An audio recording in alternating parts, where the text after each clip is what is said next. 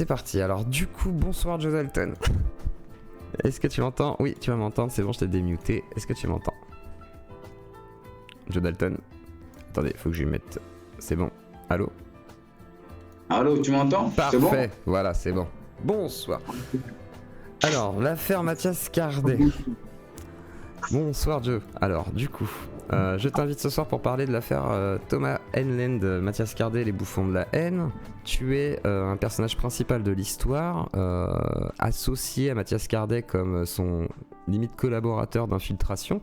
Alors, tout d'abord, qui es-tu? Et alors, qui es-tu? Qu'est-ce que c'est que les Black Dragons pour un peu situer ton personnage, Joe? Alors, je suis Joe Dalton, chef leader des Black Dragons section Kamikaze.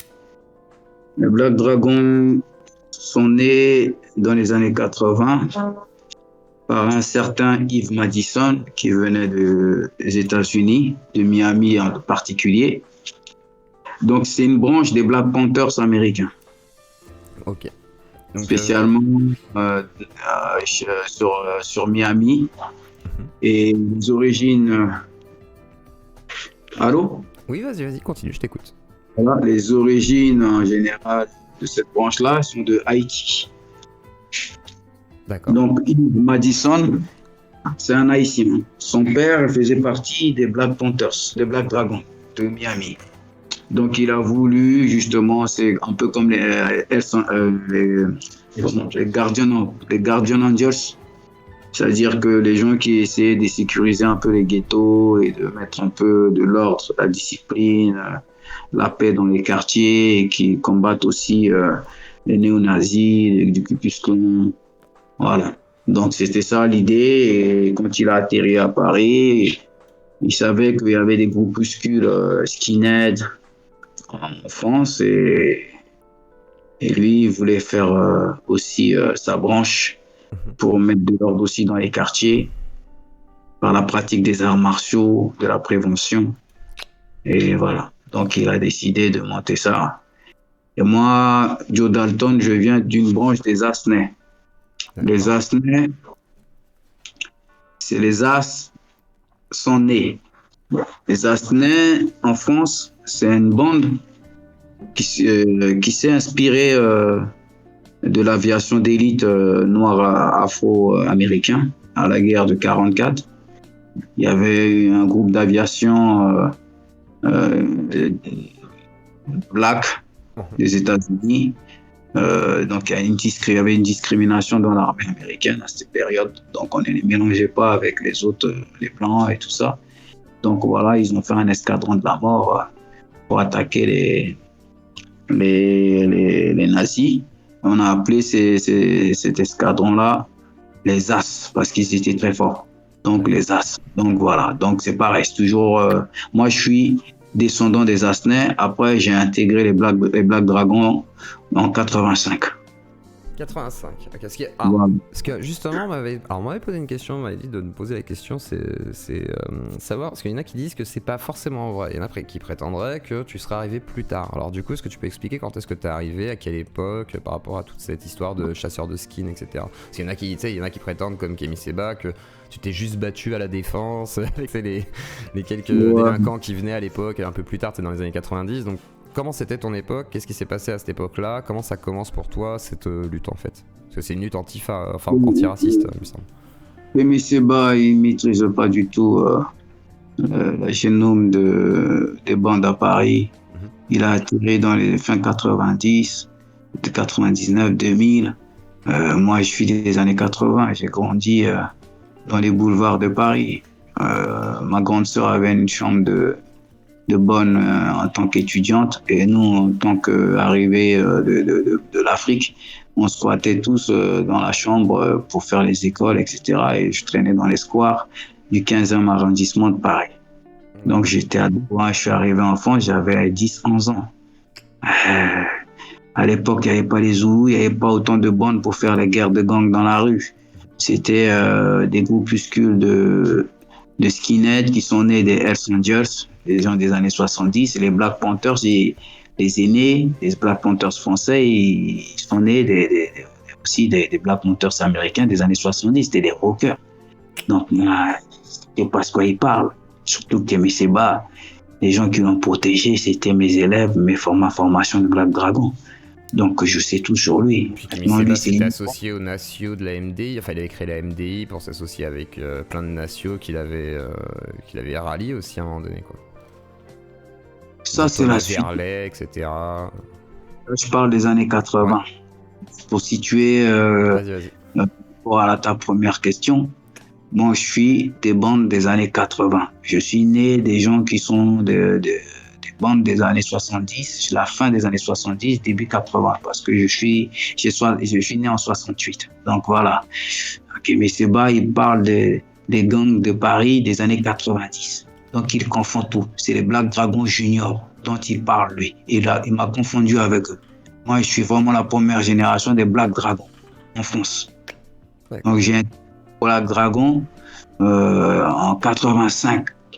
Avant, j'étais dans les Asnais et les Yankees, avec Kim, les Ducky Boys, tout ça, dans les Yankees. C'était des jeunes qui étaient sous la coupe des Asnais et des Black Panthers. Voilà. Donc rien à voir avec les gars des footballs, machin et tout. C'est vraiment des sections qui étaient, en fait, des gangs de rue, on va dire, spécifiques pour pouvoir lutter contre, qui étaient préparés à pouvoir lutter contre des groupes FAF, trucs comme ça, quoi. Exactement. Donc nous, on a vraiment, moi, j'ai baigné dans cette culture-là. Et mon premier X où j'ai découvert vraiment les FAF, j'ai vu de près, c'est quand j'ai vu les FAF attaquer les punks à l'époque. Kémy Séba ne sait même pas ce que c'est les punks, il n'a jamais vu. Voilà. Donc, moi, à mon époque, il y avait des punks. On squattait dans les squares. Les punks, ils occupaient les squares, ils buvaient, ils étaient anarchistes. Et on a vu des skinheads arriver, les agresser. C'est comme ça que j'ai découvert les skinheads en fuyant, en courant dans la rue. Et c'est là que, voilà, je me suis pris passionné de riposter parce que je reviens d'une crise en Centrafrique. Je suis un enfant qui est né dans la crise. Je suis né, on a tué mes grands frères, on a tué mes oncles. Voilà, je suis né dans la douleur de la crise. J'ai participé à la lutte contre le dictateur Bokassa, c'est-à-dire que l'affaire qui a fait que le monde a commencé à parler de la Centrafrique quand il a tiré sur les enfants.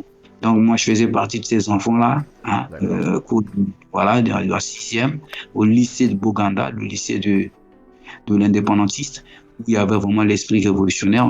Voilà, donc les anciens nous ont enrôlés dans la lutte contre le système. Et nous, c'était mes petits compagnons qui tombaient à côté de nous. Donc mes parents, ils ont dit pour sauver leur dernier fils, parce qu'on a tué Bokassa, il a tué tous mes autres frères, ils m'ont envoyé en France. Voilà, pour sauver parce que mon père, il avait le souvenir qu'il a été sénateur français et il estimait que c'était sa deuxième patrie pour sauver sa progéniture qui lui restait. D'accord, ton père était sénateur français et t'as eu des tirailleurs, je crois, dans la famille aussi, toi? Mes deux grands-parents étaient chefs de bataillon des tirailleurs. Donc, ils ont fait la guerre 14-44. Ils sont au Panthéon. D'accord. Voilà. Parce que tu revendiques aussi beaucoup de passé par rapport à tout ça, d'accord. Et alors, alors, du coup, question bête, le documentaire Chasseur de Skin, tu le trouves comment par rapport à ce qui est mis dedans? Enfin, chez Antifa? Ouais. Moi, je peux pas critiquer parce que j'ai des frères d'armes dedans, tu vois. Après, je pense que tout ce qu'il a dit, Kim, en majorité, sur notre affiliation ensemble, nous les Black Dragon section Kamikaze, c'est vrai. Voilà. Et Hardig, comment il s'appelle l'autre, il y a des choses qu'il a dit aussi qui étaient vraies aussi. Après, j'ai pas regardé vraiment, j'ai vu juste les extraits quand mes affiliés ils parlaient, le reste ça m'a pas intéressé, tu vois, je veux dire. Donc je peux pas aujourd'hui critiquer ou donner une opinion spécialement sur ça. Pas de souci, c'est une question du chat. Alors alors on va aller directement maintenant dans le sujet petit à petit.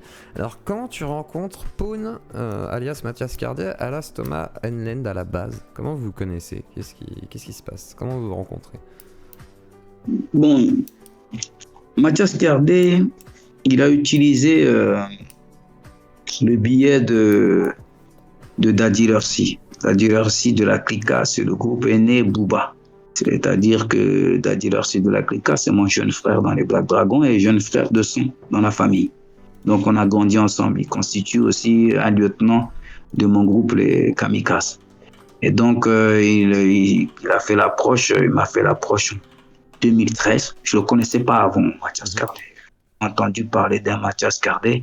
Et quand j'ai découvert Mathias Cardé, quand il m'a approché en 2013 pour me dire il était proche de mon frère d'armes et mon frère de sang Daddy Larcy.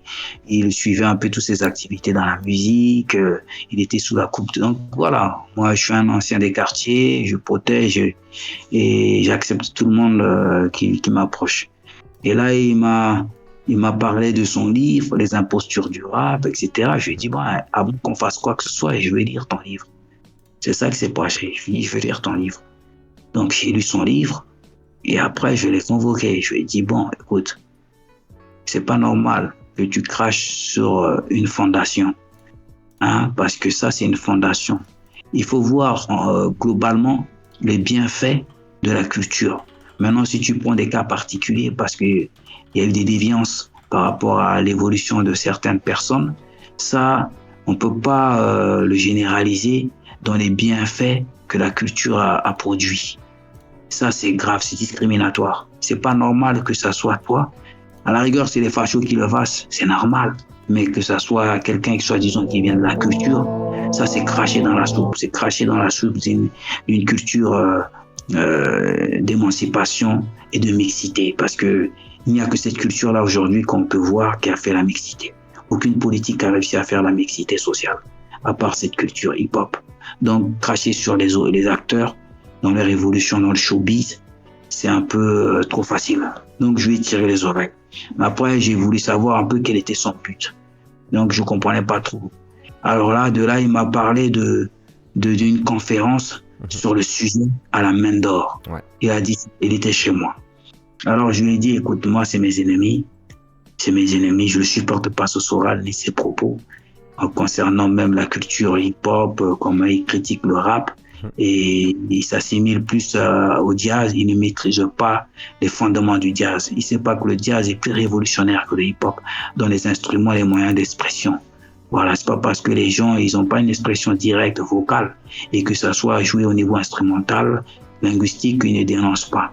D'accord? La musique a toujours accompagné, les symphonies ont toujours accompagné les grandes luttes, etc. Sans des voix et des expressions. Donc voilà, je lui ai dit ça. Et là, il me dit oui, mais il faut qu'on participe. Et c'est moi qui ai fait le plan. Je lui ai dit, bon, si je repars là-dedans, parce que j'avais déjà attaqué Dieudonné, physiquement et tout ça. Donc, il était hors de question que je repars comme ça. Ils vont se soupçonner que je reviens pour faire un coup.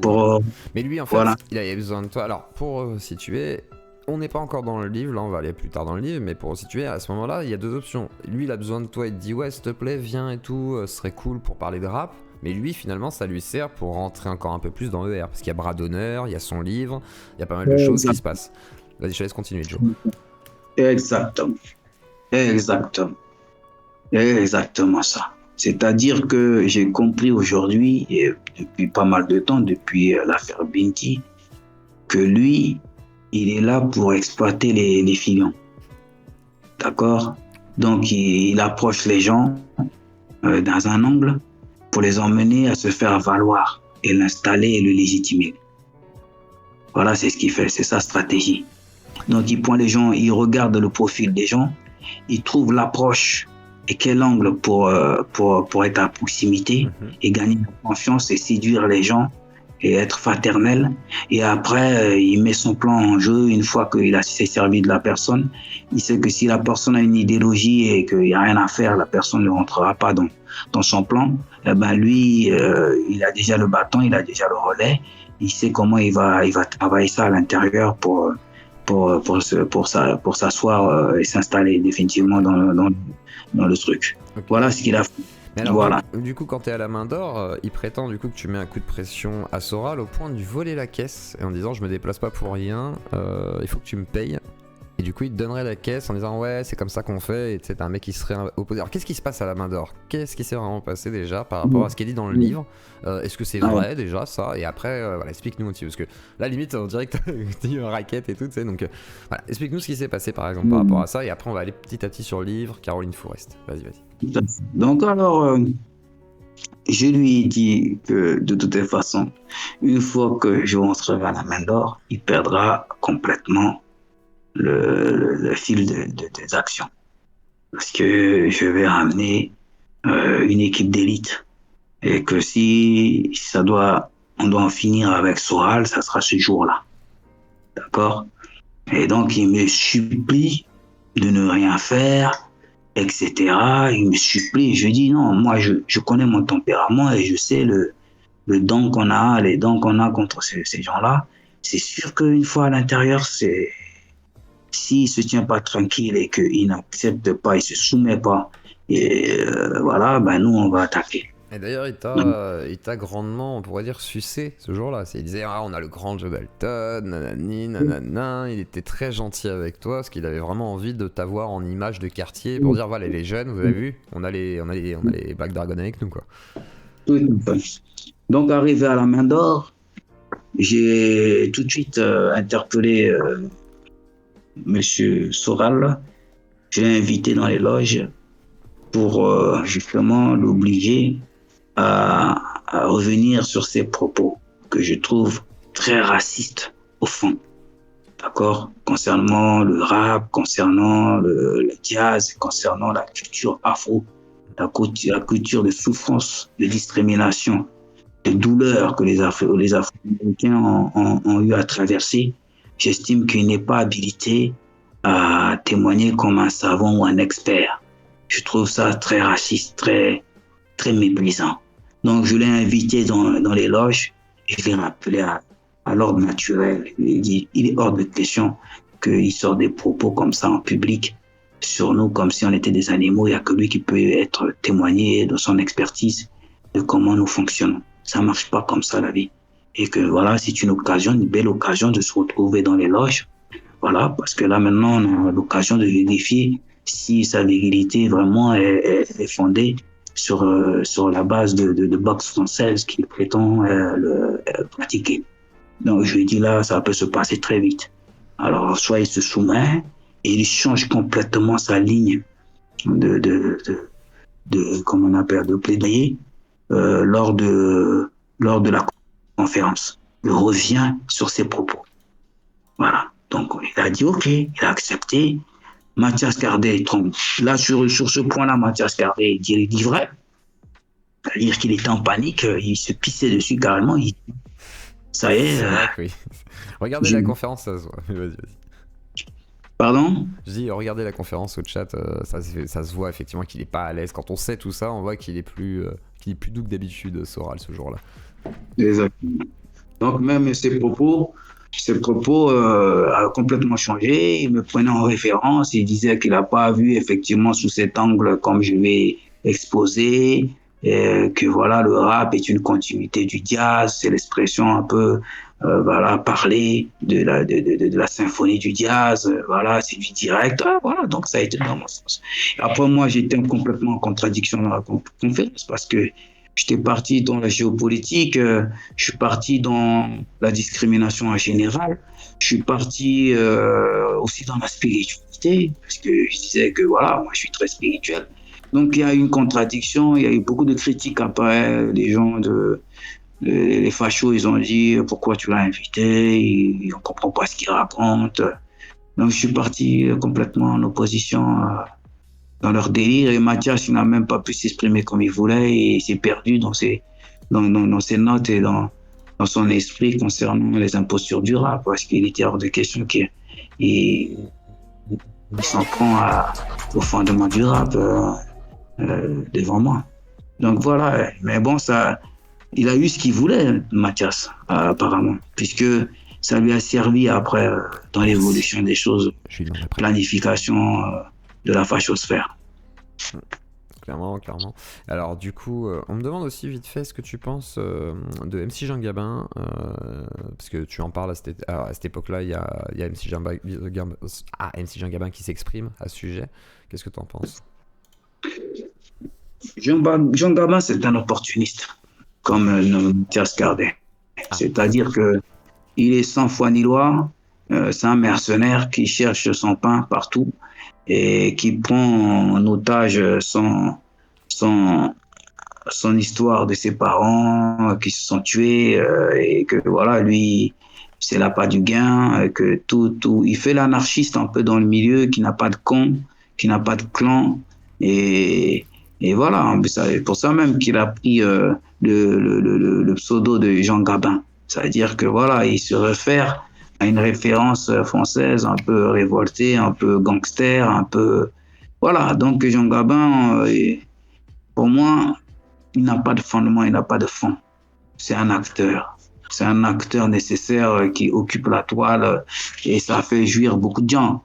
Mais personnellement, même quand il était dans les gangs, lui, il était dans pas du gain, il était dans les dépouilles.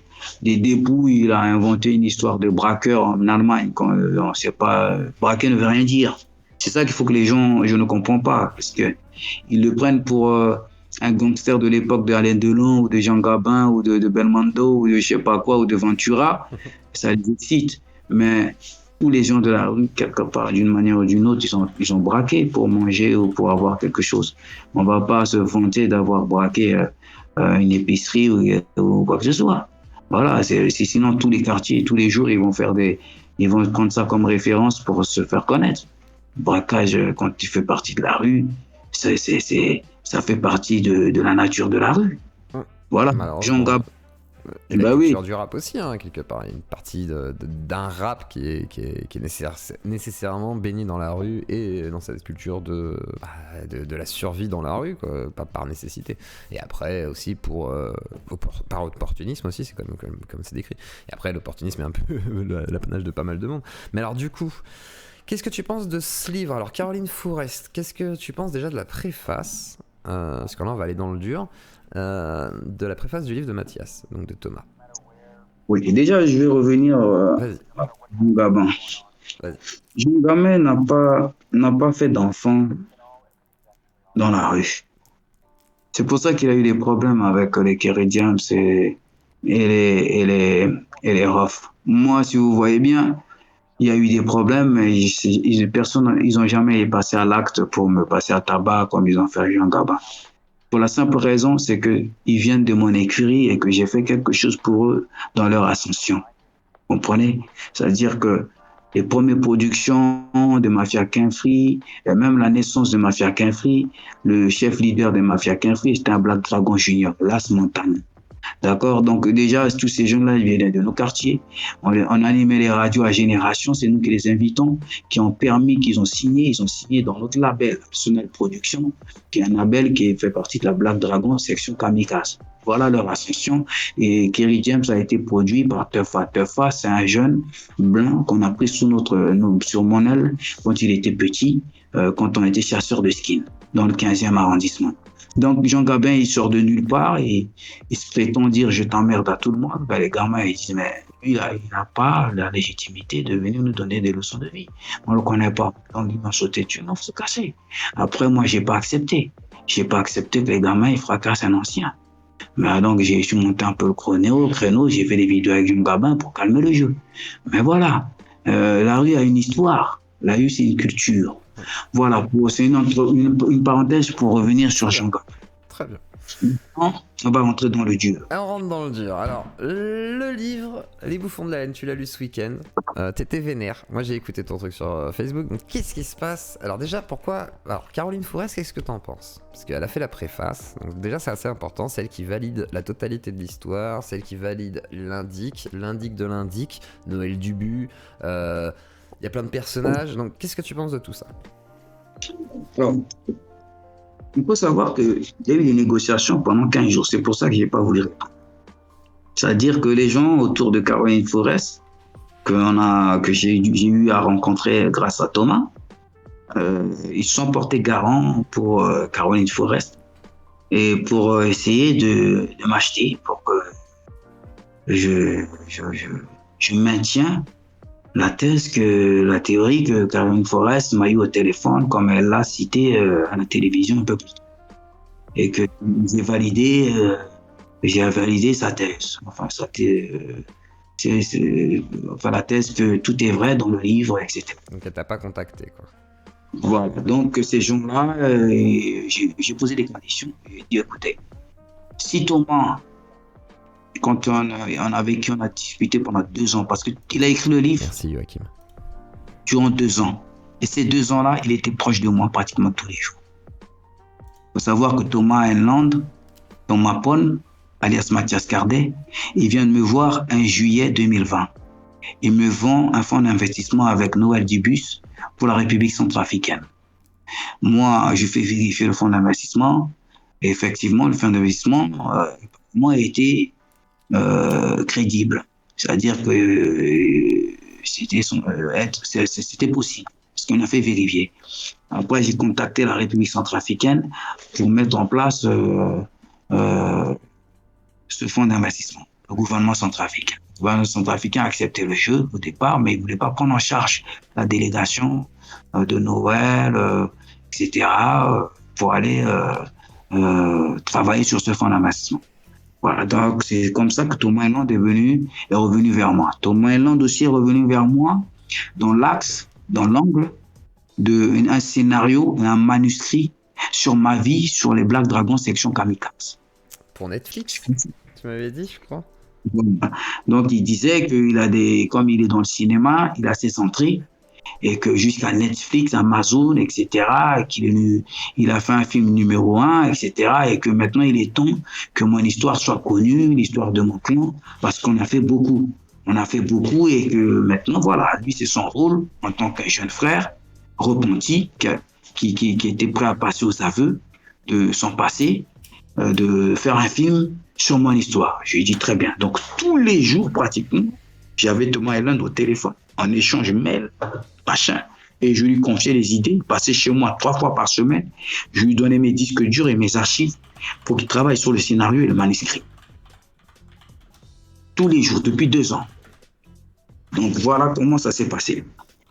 Donc, à ma grande surprise, le 12 janvier, quand j'ai reçu de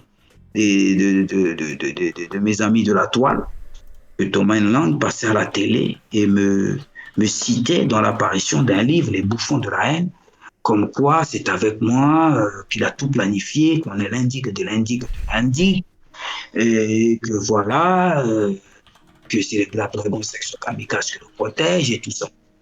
Donc moi, j'ai convoqué à plusieurs reprises Thomas Heinland pour lui dire, mais quelle surprise que tu me fais, parce que je te vois pratiquement tous les jours. On est censé travailler sur mon scénario. Tu m'avais bien fait comprendre que ton livre, tu le mettais en stand-by et qu'il n'était plus question de ton livre, qu'il était question de mon scénario et mon manuscrit et des fonds d'investissement Centrafrique. Les fonds d'investissement Centrafrique, ça ne s'est pas fait parce qu'au dernier moment, je n'ai pas eu les moyens pour prendre en charge la délégation de Noël et il y a eu un peu d'escroquerie entre Thomas Heinland et Noël Dubus. Pourquoi? Noël Dubus, lorsque Thomas Heinland m'a présenté ce type, à un moment, ce type, il a vu que moi, j'étais droit dans mes bottes. Donc, il me respectait. Alors, il s'est confié. Il m'a dit, moi, si je suis là encore, je dois faire des choses au Liban, un peu en Libye, un peu partout. Si là, je suis encore là, c'est parce que Thomas Heinland me doit de l'argent. Il doit de l'argent à mon équipe. Parce Alors, que... on va juste préciser, Noël Dubus, c'est l'indique qui a aidé Thomas Cardet à infiltrer Soral, selon le livre. Voilà, dès le début, voilà, pour préciser. Donc voilà, je te laisse. Et en fait, il le connaissait un peu d'avant, Jonathan, donc je te laisse continuer. Voilà. Il le connaît d'avant. Son nom dans le livre, c'est Antoine. Donc, Antoine, en question, Noël Dubus, il me confie ce jour-là, un jour comme ça, il me dit, voilà, parce que je pense qu'il ne voulait pas de problème avec moi. Et il a vu que moi, j'étais droit dans mes bottes. Et que les plans qu'il faisait pour l'Afrique, parce qu'il travaillait, quand il est venu me voir, il roulait avec un véhicule de l'ambassade des États-Unis et il avait l'insigne des États-Unis sur sa veste. Donc il m'a dit, moi j'étais un espion, comment dire, un teneur de valise pour les politiques français, un peu dans les rébellions, un peu partout, dans tout et n'importe quoi. Je me suis senti trahi, moi et mon équipe, il y a eu des morts. Donc moi maintenant, à partir de là, moi je me suis vendu aux Américains. Maintenant, je suis aux Américains. Donc les Américains ont mis des fonds d'investissement. C'est de l'or qui a été transformé en fonds d'investissement pour justement réparer certains dégâts un peu partout sur la planète suite à des guerres, etc. Donc voilà comment Noël Dubus m'a vendu ça. Il me dit, bon, moi j'ai participé à la guerre en Centrafrique en 2012-2013. J'étais le teneur de valise, l'espion pour aller voir les rébellions, etc. Maintenant, aujourd'hui, je vais utiliser ces fonds d'investissement. Je vais faire en sorte que ces fonds d'investissement servent pour réparer en Centrafrique et amener la paix. Donc, j'ai trouvé ça intéressant.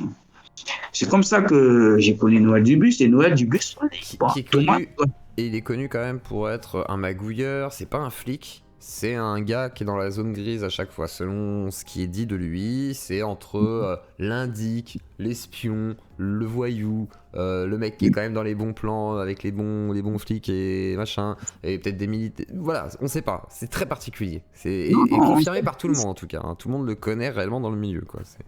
On sait, parce que c'est comme ça. C'est la description d'un espion. Mais voilà, faut expliquer parce que les gens ne savent peut-être pas ça. Donc voilà, c'est dans cette histoire-là, Mathias Cardet, donc voilà, va être pote avec ce gars-là, soi-disant, et va se servir aussi de lui pour justifier tout ce parcours. Alors vas-y, je te laisse continuer du coup. Et Caroline Fourès, du coup, elle valide tout ça. Toi, t'es pas d'accord avec tout ça, donc on est bien d'accord. Et comment part du coup le livre, et qu'est-ce que tu aimerais un petit peu démentir par rapport à ce qui est dit dans le livre pour toi? Alors, déjà, il y a plein de choses que je démentis là depuis tout à l'heure. C'est-à-dire que toute la thèse qui dit que dans le livre que Antoine lui filait de l'argent régulièrement pour son infiltration, je pense que c'est complètement faux. D'après Antoine Noël Dibus. Parce que quand Noël Dibus, j'ai discuté avec lui, il m'a dit Thomas Henland me doit de l'argent. C'est moi qui le couvre et qui le blanchis sur son passé. Et je le couvre par mon histoire avec mon équipe, ma logistique, mes gens à moi. Donc je dois payer mes gens, je dois donner de l'argent à mes gens pour accepter de dire qu'il était l'indique de l'indique. Il m'a dit ça, il m'a confié devant des Black Dragons parce que je n'étais pas tout seul au rendez-vous. Et voilà, il me confie ça. Il me dit donc là, depuis, je perds du temps.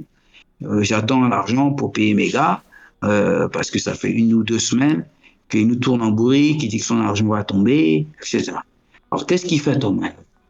Donne-moi un an pour débloquer ses sous parce que j'ai appris qu'il est en procès avec des producteurs sur ce récit du livre. C'est l'histoire des 200 000 euros, c'est ça? Voilà. Okay, c'est-à-dire que Alors, explique vite fait ce que c'est ça, parce que... Bon, alors, 200 000 euros, c'est les avances, je crois, que 2 producteurs lui ont fait sur le récit du livre Les Bouffons de la haine. Mais à l'époque, le livre n'existait pas. Il a raconté, il a gagné leur confiance parce qu'il a fait des films. Et les gars, ils étaient partants pour réaliser son récit, en film ou en série. Donc, ils lui ont fait une avance. Et les gens, quelques temps après, ils ont su, ils se sont renseignés que c'était pas un indique, qu'effectivement, il est dans des tracas judiciaires concernant son appartenance réelle aux fachosphères. Donc, ils se sont sentis dupés et donc ils sont rentrés en procès avec lui. Et pour que ça saute, pour sauter le verrou, il avait besoin de Noël Dubus pour confirmer pour rester dans le cinéma, quoi. Voilà. Pour faire, et il avait besoin de Joe Dalton parce que c'est moi le seul crédible dans l'histoire, pour justement confirmer qu'il était avec moi et qu'on a planifié ensemble. Mais ça, je l'ai compris après. C'est-à-dire qu'à la sortie de son livre, c'est là que j'ai compris. Et donc, il me tenait sous le coude dans un angle avec un projet de long métrage, de série et de manuscrit pour récupérer toute ma data, c'est-à-dire tous mes archives et le remixer et mettre dans son livre et voilà. C'est ça qu'il a fait. Donc, c'est-à-dire qu'il me fait... Le livre, c'est un peu ton histoire, quoi. En partie. Tout ce qui est là, ça a été fait, mais sans son aide. Et au contraire, à l'époque de Binti, à l'époque de toutes mes investigations d'attaquer les fachos, etc., lui, c'est celui qui organisait des montages de calomnie pour me discréditer. D'accord. Et la c'était lui qui donnait toute la stratégie à Soral. C'est-à-dire qu'il faut aller chercher des dossiers sur les Black Dragons, comme quoi les Black Dragons, c'était des violeurs.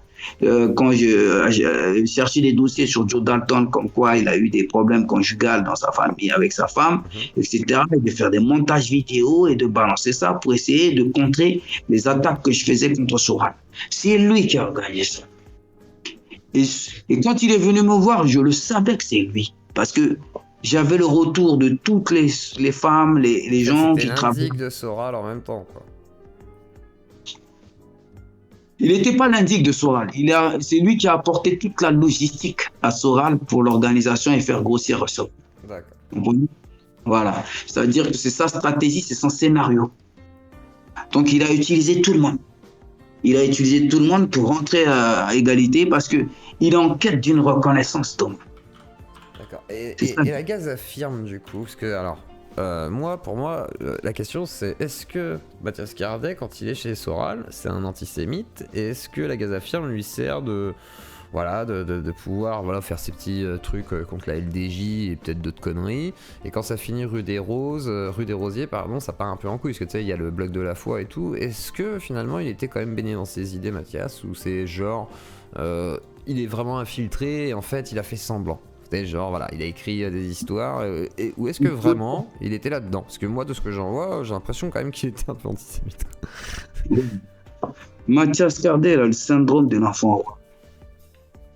À partir d'une idée, il rentre dans un schéma de scénario où il y croit, et puis il a la gloire, il a le retour et la retombée de la gloire, puis il se prend pour le prince et le roi. Voilà comment je peux décrire Mathias Cardet. C'est un schizophrène. Il y croit, bien sûr qu'il y croit. Il croit même à ses scénarios. C'est quelqu'un, déjà, il a évolué que dans le mensonge. Quand il vient me voir, il me fait passer pour un enfant martyr qui a été dégagé de ses parents à 14 ans et qui a grandi dans la rue avec les micmacs et qui a passé son temps à m'observer de loin sans m'approcher. Et je découvre dans le livre que c'est un enfant couvé qui a fait l'université, qui a été chouchouté. Il raconte et il rejette complètement complexé son côté d'origine africaine. Et que voilà, il dit même que ses sœurs, heureusement qu'elles n'ont pas fréquenté la communauté noire. Elles allaient au bain-douche dans les soirées chics. Elles ont terminé neurologue. Et lui aussi, ses parents ont évité tout ça. Que voilà, lui de Funès, c'est son repère. C'est le contraire de ce que moi. Il y a beaucoup de contradictions dans le livre. On voit ça et puis d'un côté, il dit voilà, mon mentor, c'est Tutak, qui a un pour black, etc. C'est-à-dire, moi, quand je lis le livre, je me dis, il a embobiné tout le monde, il a escroqué tout le monde. Il y croit à ce qu'il fait. Voilà. Et puis il était clairement antisémite. Moi, quand je vois son interview chez Agence Info Libre, il dit la LDJ n'existe plus, mais on sera encore là si jamais et tout, c'est pour les manifestations pro-pâles ou pro-israéliennes. Et il est en mode matrixé. Et tu vois que par contre, il a peut-être un problème si, ça c'est possible. Effectivement, c'est fort probable. Mais écoutez, il dit que il est indique de l'indique pour repérer des éventuels dingos, c'est-à-dire dans les quartiers. En quelque part, il se décrit parce qu'il dit que les dingos, quelque part, c'est le jeune qui ne connaît rien, même en islam ou quoi que ce soit, ou même le jeune skinhead, qui d'un coup, il est endoctriné par un mouvement ou une personne et il décide de passer à l'acte. Souvent, c'est comme ça. C'est pas les jeunes qui sont dingos, comme il dit, c'est pas les gens qui ont écrit les grandes lignes de la doctrine ou qui sont des savants. C'est des gens, ils sont matrixés à un moment donné, on leur met ça dans le crâne, à un moment où ils sont égarés, perdus dans la vie. Ils cherchent des repères un peu partout. Et puis ils y croient, et après on leur dit, tu mets quelque chose sur toi, t'attaques, tu fais ça. Les skinheads, ça a été ça. Les islamistes, machin, qui attaquent n'importe comment les gamins de quartier. Moi, je suis éducateur, je vois bien, je fais de la prévention depuis 30 ans. Donc je sais très bien comment ça se passe. Donc lui-même, il décrit sa frustration. C'est-à-dire que moi, je pense qu'il est complètement schizophrène et facho du fait que il n'avait pas de réussite de l'autre côté. C'est-à-dire que du côté des Juifs, comme il n'a pas de réussite, il n'a pas de potentiel de talent pour aller exposer et évoluer, et il est rentré dans l'escroquerie. Parce qu'il se dit, c'est de l'argent facile, je vais essayer d'exister, de briller grâce à l'escroquerie. De l'escroquerie, comme un petit qui passe dans un acte au quartier, il fait des deals de drogue, prison, il rencontre quelqu'un qui lui lave le cerveau, soit il devient facho, soit il devient extrémiste, soit il devient chrétien, soit il devient évangéliste. On le connaît, ça. Donc, lui, qu'est-ce qu'il fait? Quand il rentre dans la fachosphère, on lui a donné, avec les cartes, avec ce qu'il a utilisé, eh ben, on lui a donné une place. Et cette place-là, il a pris bras au cœur. Bras au cœur. Et il s'est installé dans l'univers des fachos comme le porte-parole, le stratège. Et il était à fond dedans jusqu'à ce que je mette un coup de pied dans la fourmilière. Et quand j'ai mis le coup de pied dans la fourmilière, il s'est sauvé. Il a basculé du côté de l'élitisme dans le cinéma parce qu'il s'est écrit des scénarios. Et paf, il a embobiné tout le monde. Il s'est fait des amis comme Léo. Léo fait un film produit par Caroline Forest. Léo lui présente Caroline Forest. Caroline Forest tombe dans le panneau. Elle le signe, elle croit à son verse truc. Il embobine pour qu'elle ne fasse pas d'investigation pour savoir si c'est vrai tout ça. Eh ben, elle tombe dans le panneau et elle rentre dans le mensonge. Et ils sortent ça. Et puis, jusqu'à ce que, Joe Dalton ne veut pas participer à votre esprit. Voilà. Joe Dalton a décidé de ne pas aller sur les plateaux, d'aller dans les radios, parce qu'il ne comprend pas trop. Il est avec l'autre depuis 2 ans, il n'a pas lu un livre, une ligne, un paragraphe. D'un coup, on parle de lui dans un livre. J'aurais pu soutenir ce livre si vraiment c'était fondé, si vous voulez bien fondé de choses pour attaquer les fachos. S'il faisait un aveu repenti. Là, j'aurais dit et qu'il reconnaît que une petite histoire, entre parenthèses, d'une fille qui s'est fait insulter, se transforme en un moyen qui a démontré. L'affaire Binti, donc, c'est ça. Voilà. Ouais. Voilà. Alors, qu'est-ce qui se passe à l'affaire Binti? Tiens, parce que dans le livre, voilà, c'est raconté. Alors, qu'est-ce qui se passe à ce moment-là, histoire d'expliquer un petit peu aux gens? Ben, je pense qu'ils étaient arrivés au summum de leur apogée au fachosphère, puisqu'il le dit que il pèse beaucoup d'argent et il tourne entre 300 à 400 000 euros par mois, numéro 1 sur Dailymotion, 33 millions d'adhérents, avec un parti antisioniste en vue, avec des financements de l'Iran de 3 millions. Le Père Noël, le Père Le Pen est très content, il rencontre les différents acteurs principaux du Front National. Et donc les mecs, ils disent, ça y est, ils sont membres de leur apogée, jusqu'à ce une jeune femme mannequin, une jeune fille, envoie un message d'un pervers à un grand frère, pour dire, grand frère, je suis en détresse, je fais mon testament, je vais mourir, il me menace, voilà ce que l'autre m'a envoyé. J'étais séduit par leur mouvement, je croyais qu'ils pouvaient faire quelque chose pour moi parce que j'étais déçu de M6, du système. Ils m'ont pris, ils m'ont pris pour une proie. Ils ont voulu l'autre a voulu m'abuser de moi, j'ai refusé, il s'est mis à m'injurier. Puis des juifs, je sais pas quoi, machin, et puis des Mathias Kardec qui me fait des menaces, qu'on va te retrouver, on est très puissant, etc. Avec des Kémy Sebou, etc. Et est-ce que tu peux m'aider? Si tu peux pas m'aider, je lui dis, écoute, moi, je te donne ma parole d'honneur que je vais aller jusqu'au bout, quitte à mourir, je vais les attaquer, je vais pas les lâcher. Je vais finir avec eux. Donc, si tu veux, tu m'envoies les preuves. Pas, moi, ça me suffit ta parole, j'attaque. Et elle me dit, je t'envoie les preuves. Et voilà, donc elle m'envoie les preuves, je vois l'autre à poil, je vois les mails, je vois les choses. Donc, qu'est-ce que je fais? Je commence à en parler, je cherche ces journalistes. Je tombe sur un journaliste qui s'appelle Thierry Vincent. Il accepte de servir d'attaché de presse pour essayer de faire parler de ça. Et je tombe sur un moteur qui décide de faire mon clip et de balancer ça. Et donc, une fois que ça a été fait, on a fait la stratégie. J'ai foutu ça sur la toile. J'ai attaqué physiquement Soral. J'ai commencé à les traquer. Les femmes maghrébines et les autres qu'il a abusées, même les gamines de 15 ans que Soral a abusées, ont commencé à parler. Il y a eu la panique à bord. C'était la panique et j'apprends après que l'Iran se retire de leur mouvement parce que c'est assez dégradant. Il a insulté les femmes maghrébines. La Russie aussi qui se désiste de leur truc. Le père Le Pen aussi qui en a marre, qui dit c'est possible. Voilà, donc leur truc, voilà, ça fout en l'air. Et là, tout le monde a disparu. Thomas Enland a disparu, tout le monde a disparu sur la toile. Donc les choses, ils sortent dans les journaux. J'apprends que Hulkan aussi, il a fait ses actions, etc. Et voilà. Et donc, il a fait ses actions, effectivement. Et lui, il a des preuves aussi de ses actions. Donc, il pouvait pas s'en revendiquer, d'ailleurs, Cardet, dans l'émission de télé de France 5, quand il parle de l'affaire Binti. Il dit non, mais c'est pas nous, en fait. Nous, on a juste diffusé après. Parce qu'effectivement, voilà, ça a été hacké, machin et tout, il y a plein de choses qui se sont passées à ce moment-là, c'était très compliqué parce que Soral était attaqué de toutes parts en fait à ce moment-là, et surtout aussi par Hulk qui l'avait bien pris en grippe pour le déstabiliser à mort, quoi. Donc là c'était vraiment tout bénef pour tout le monde. Donc du coup ouais, les propos négrophobes, il y avait plein de choses en fait à ce moment-là, ce qui a fait chuter un peu Soral. Donc là c'est explosion d'égalité et réconciliation. Toi à ce moment-là tu le vois encore Cardet, comment ça... Parce que je sais que t'as pas mal de vidéos où tu commences à le critiquer énormément en fait. Cardet était wanted chez moi. C'est-à-dire que tous les blacks, ils voulaient faire sa peau, il était wanted dans mes vidéos, donc il a disparu de la nature. Je le revois juillet 2021 parce qu'il y a un Black Dragon qui m'a fait comprendre que Cardet maintenant a évolué dans le monde du cinéma. Je l'ai croisé une fois entre-temps sur Paris, il était complètement paumé et il était égaré. Je lui ai donné juste un conseil, je lui ai dit mais tu vois, ce que tu as fait ça ne servait à rien, maintenant tu te planques.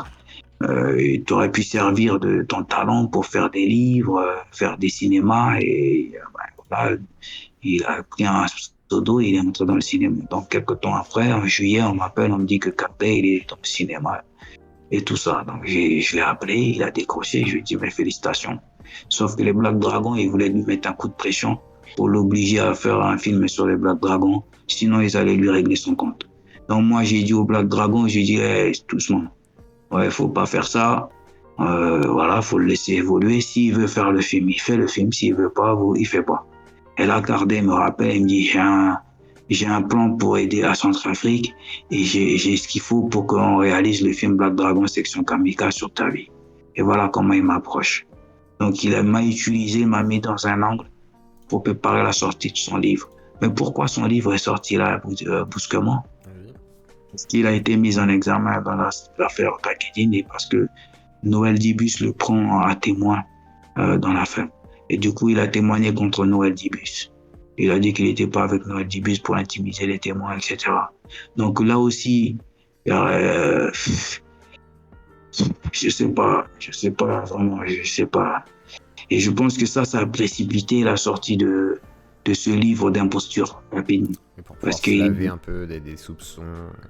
Après, peut-être qu'il est protégé aussi, parce qu'il a été indique sur la fin. Et après, s'il passe, il me donnera sa version. Mais c'est vrai que pour moi, il est indique sur la fin. C'est avant, je pense qu'il est vraiment pas indique. Surtout avec Aziza, tout ça. Enfin, il y a vraiment des trucs où c'est très compliqué. Donc, vas-y. Excuse-moi de te couper. Déjà, Aziza. Je lui ai dit quand il est passé chez Aziza, il m'avait dit rendez-vous, aller chez Aziza. Je lui ai dit je peux pas aller chez Aziza, j'ai pas lu ton livre. Et puis tout ce qu'ils disent là, il faut que je prenne le temps pour comprendre. De deux, on était censé signer les contrats des scénarios des films. J'ai l'impression que tous les scénarios des films, d'après ce qu'on m'envoie, les coupures de journaux et les trucs de ton livre, c'est ce qui se retrouve dans ton livre. Donc là, il a commencé à paniquer. Je lui ai dit deux, trois, quand tu vas voir Aziza, ce qu'il te dit pas Aziza parce qu'il veut pas, il t'observe. C'est que moi, je l'ai rencontré avec l'affaire Binti, avec les attaques contre Soral. Il a tenu absolument à me rencontrer. J'ai été le voir avec des Black Dragons. Il m'a félicité. Il était tellement heureux de ce que j'ai fait qu'il voulait faire le nécessaire pour que j'ai un prix Nobel de la paix, etc. Il disait, mais comment ton affaire, comment tu te bats comme ça contre les fachos, etc. Tu fais les choses dans les quartiers. Comment ça se fait qu'on ne relaie pas ça? Il voulait absolument faire quelque chose. Il voulait gonfler ton ego, en fait, quoi. C'est dire, voilà, tu mérites. C'est pas mon ennemi. Il a aucun intérêt à gonfler mon ego. Je pense qu'il avait une reconnaissance sincère de ce que j'ai fait. Il avait une reconnaissance sincère. Ouais. Et moi, je lui dis non. Je lui dis, moi, c'est pas de ça qu'il faut. Je vais poser un paradigme. Si jamais il y a des gens, il faut qu'on discute, même des gens très haut placés, il faut qu'on pose un paradigme pour ce qui se passe dans les quartiers, pour que ça n'arrive plus, que les quartiers ne soient pas récupérés comme ça pour servir les fachos ou qui se Y. Il faut qu'à un moment donné, il faut reconnaître le potentiel du quartier et permettre à des vrais acteurs du quartier d'encadrer et de développer les cultures du quartier. Donc moi, je lui ai dit, ça, c'est ça que je veux. Moi, je veux rencontrer des gens qui décident pour qu'on puisse, comme un syndicat, les syndicalistes quand ils montent, comme tous les autres, les entreprises, ils les rencontrent. Vous voyez bien que le quartier, on perd la main. Quand des groupes comme ça arrivent avec des frappes, ils récupèrent le quartier en deux. Donc moi, j'ai que ma force de frappe pour toujours aller foutre un coup de pied dans la fourmilière et pousser à la réflexion les gens de quartier pour ne pas qu'on se rentre dedans et de les écarter de ces groupes-là. Mais demain, s'il y a encore une autre qui vient dans les quartiers, ils vont récupérer les quartiers encore pour se servir et instrumentaliser les quartiers. C'est ce que je lui ai dit. J'ai fait comprendre à Lisa. Je lui ai dit, moi, je ne peux pas d'avoir des prix Nobel ou d'avoir des reconnaissances matérielles. J'en ai rien à cirer. C'est pas de ça qu'il s'agit. Et c'est toujours le discours qui s'est toujours tenu. Donc Aziza, il a compris. Donc Aziza savait très bien. Et je lui ai dit Cardet, il est banni. Il est banni de chez nous. C'est un traître. Et on ne veut pas le voir. Je comprends. Donc quand Aziza le reçoit, Aziza, quand il parle de Joe Dalton, on voit bien la vidéo, Aziza le reprend toujours. Il dit attends, on va venir avec Joe Dalton. Donc ça veut dire qu'il a bien. Et quand il est venu me voir après Aziza, je lui ai dit déjà, tu m'as dit que tu n'allais pas voir Aziza. Tu m'as menti. Et de deux, sache que Aziza, il sait tout sur toi parce qu'il m'avait déjà reçu. Il voulait m'interroger, il voulait m'interviewer déjà à l'époque. Il voulait m'interviewer déjà sur cette affaire. C'est moi qui j'ai refusé d'être médiatisé à la télé. Sinon, je passais sur toutes les chaînes comme toi tu fais là. J'ai refusé, j'ai dit c'est pas fini. C'est pas fini cette histoire. J'ai encore du travail, il y avait encore des rendez-vous, des règlements de compte. On manquait de se rentrer dedans dans les quartiers, même dans les compétitions sportives. Il y avait une division dans le quartier avec ce que j'ai fait avec Binky, etc. Les quartiers, ils étaient choqués. Et c'est comme si on bouffait un peu leur révolte contre le système. Parce que les quartiers révoltaient contre le système. Donc c'était pour eux un moyen de se faire parler d'eux en allant voir les fachos. Et voilà, donc ils avaient le sentiment que je suis venu mettre un coup de pied et le quartier disait que moi j'étais financé par les sionistes. Donc il y a eu des divisions. J'entends bien. Alors, du coup, aujourd'hui, pour toi, le constat c'est quoi par rapport à la lecture du livre, de Cardet, etc. Comment Voilà, comment tu vois les choses? Voilà, ils ont voulu négocier, ils ont voulu que j'accepte que le livre-là ait une version cinématographique en série et que dans la série Les Bouffons de la haine, on intègre une ou deux épisodes, les drames. C'est les drames sexuels. Je dis, mais ça, c'est une insulte aux martyrs, aux soldats inconnus. C'est une insulte, ça c'est pas possible. Je vous dis que le livre c'est une imposture, c'est un blasphème. Donc si vous dites que vous êtes juif et que ce livre-là, ça doit vous servir, sachez que c'est comme si vous blanchissez un ancien chef de Gestapo, de stratège, et vous dites que c'est un indique de l'indique après avoir déporté plein de juifs et que voilà, il était en fin de compte résistant. Ça n'a pas de sens. Je leur ai dit, ça n'a pas de sens. Je ne pourrais pas accepter ça pour un chou. Je dis, c'est un système, besoin de ça pour frapper sur les autres. Je dis, pourquoi vous n'êtes pas venus dans la vérité? Moi, je suis d'une lignée de tirailleurs, des combattants contre toute cette idéologie. Pourquoi vous ne voulez pas rétablir et éviter cette frustration qui fait que des blacks ou des beurs ils vont s'enrôler dans les trucs de fachos? C'est parce qu'il n'y a pas cette reconnaissance en France. Il n'y a pas de réhabilitation, il n'y a pas de traçabilité, de clairvoyance sur cette histoire. Donc à partir de là, on va continuer à encore tourner en rond. Pourquoi vous prenez un imposteur, vous le fabriquez de force? Alors que c'est lui qui vous a fait le plus mal. C'est lui qui a permis que les enfants ils marchent à la rue de la Rosée. C'est lui qui a gagné ça. En gros, tu veux pas qu'on lutte contre le fascisme ou les dérives racistes et tout avec un mythomane qui invente une histoire, en fait. Voilà. Exactement. Moi, je lui ai dit à Cardet, j'aurais aimé que ça soit un aveu d'un. J'aurais soutenu. Mais là, je ne peux pas accepter au nom de mes gens, au nom du combat qu'on a toujours fait. Donc moi, je me sens trahi aujourd'hui par l'élitisme les élites qui l'ont soutenu. Pour moi, c'est un blasphème. Parce que même ça, là, les fachos, ils m'ont pas fait ça. Au moins, le camp des fachos est fait. Mais là, c'est encore un poignard dans le dos, comme ils ont fait à mon grand-père, comme à mes parents, comme à l'Afrique. J'estime ça. J'estime que c'est ça qui fait aujourd'hui que l'Afrique ne veut plus rien entendre et que ne veut plus entendre quoi que ce soit. Mais c'est le ressenti de ce que je représente dans les quartiers et en Afrique. Je vais tout le temps en Afrique. On a craqué. Ils en ont marre. Il faut prendre le problème dans le fond. J'entends bien, j'entends bien. Et alors, question bête, on me demande qu'est-ce que tu penses de Binti et de la LDNA? Alors, écoutez-moi bien. C'est comme Kémy Séba. Kémy Séba, bon, ça a été un lieutenant d'Alain Soral pour abattre la branche révoltée des Africains, des Africains. Voilà, donc il avait besoin. Maintenant, Binti, c'est un mannequin. Un mannequin, c'est un artiste, c'est un acteur. Elle est mannequin, elle était mannequin chez M6, elle est dans le milieu du showbiz. Donc, quand elle est déçue d'un côté, elle essaie de trouver sa place et d'exister de l'autre côté d'une manière ou d'une autre.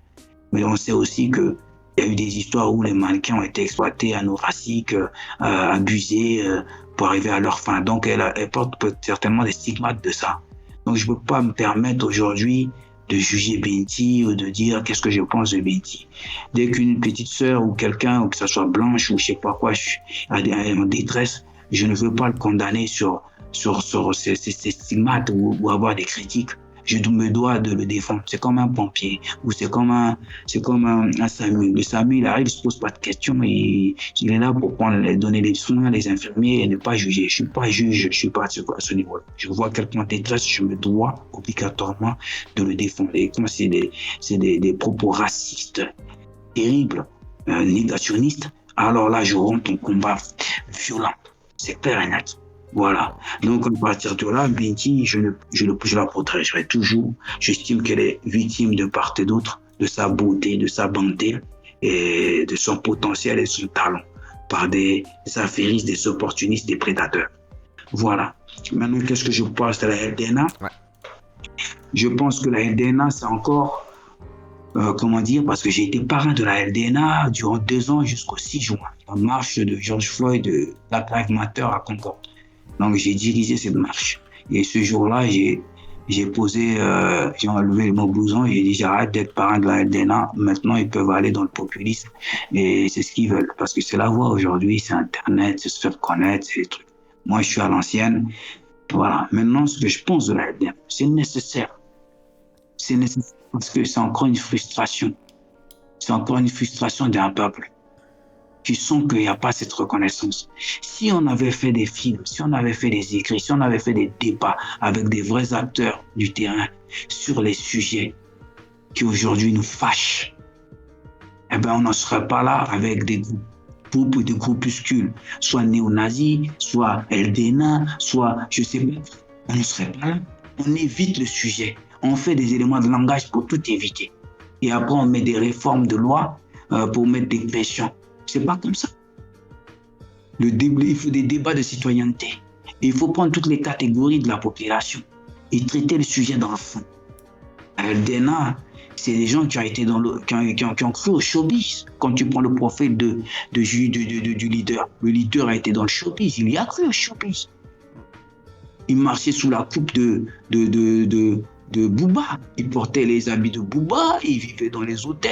Il traînait dans les clips, il était rappeur, c'est comme les jeunes qui ont attaqué, comment on appelle, Charlie Hebdo.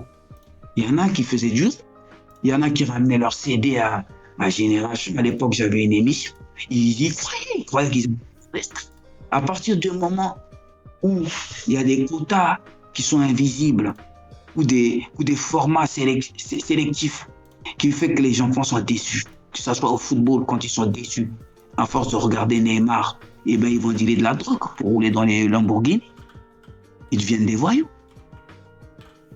Vous voyez? C'est-à-dire qu'on n'a pas créé le pont pour aménager au niveau social, au niveau d'esprit, pour que les enfants comprennent qu'il y a la voie de l'honneur et de dignité, il n'y a pas que l'opulence qu'on peut exposer des grands acteurs ou des artistes ou des sportifs. Et ça, c'est difficile. Je le vois même avec mes enfants. Mes enfants, ils pratiquent les arts martiaux. Les arts martiaux, c'est un sport, comment on appelle ça, qui n'est pas professionnel. Et donc, c'est difficile. Tu prends des coups, tu t'es blessé, tu ne rouleras jamais en Lamborghini, etc. D'un coup, il voit au football, l'autre, il fait une passe, il a des millions, on l'expose, il passe tout le temps à la télé. Ben, l'enfant, à un moment donné, il dit les arts martiaux, moi, je vais aller faire du foot. Et si le foot, ça ne marche pas, ben, dans l'école, c'est tout ça là qu'il faut aménager. Il faut faire un peu comme les pays anglophones ou les pays asiatiques. Quand je voyage beaucoup en Asie, un pratiquant des arts martiaux, même en Turquie, il est considéré comme un footballeur, même en Ouzbékistan. De mettre en On valeur la possibilité.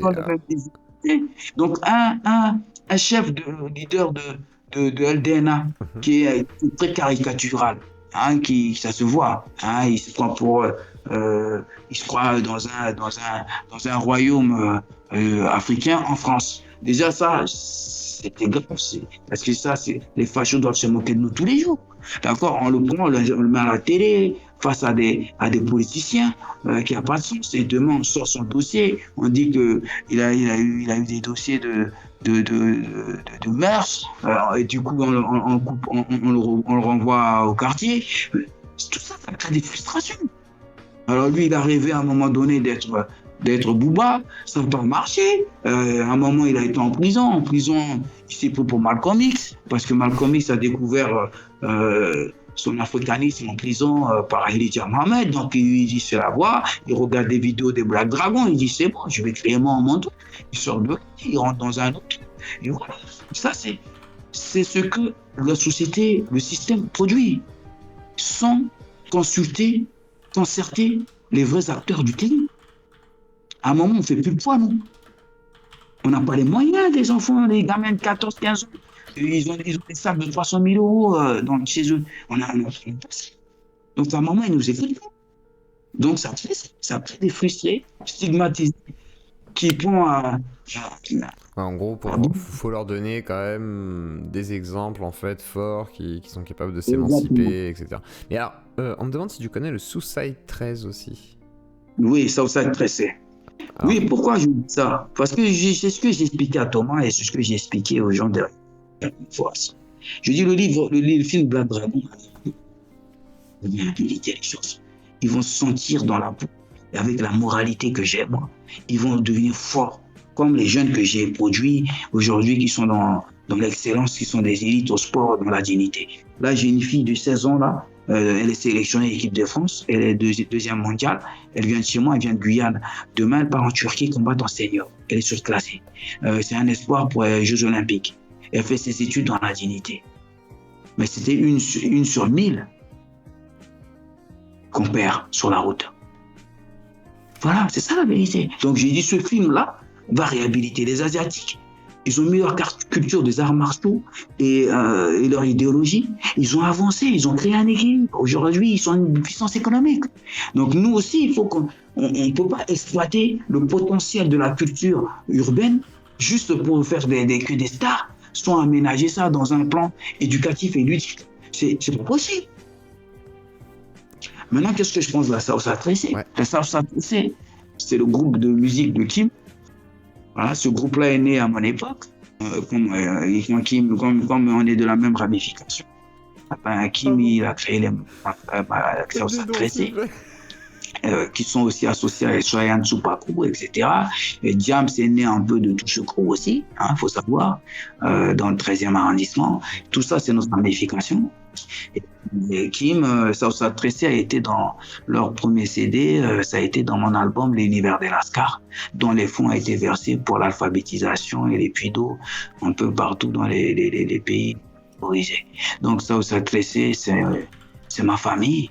J'estime que c'est comme tous les groupes un peu qui représentent l'identité culturelle de chaque quartier, parce qu'avant, à notre époque, il y avait une culture de quartier. C'est ça qui faisait la richesse de la culture urbaine afro. Donc Salsa Tressé, c'est ma famille. Voilà, donc voilà, c'est comme Dallas Cartel. Dallas Cartel, c'était mon groupe. J'ai produit Salsa Tressé, j'ai produit Ayam, j'ai produit pas mal de gens. D'accord, tu as été producteur aussi de musique, tu as fait pas mal de choses dans ta vie.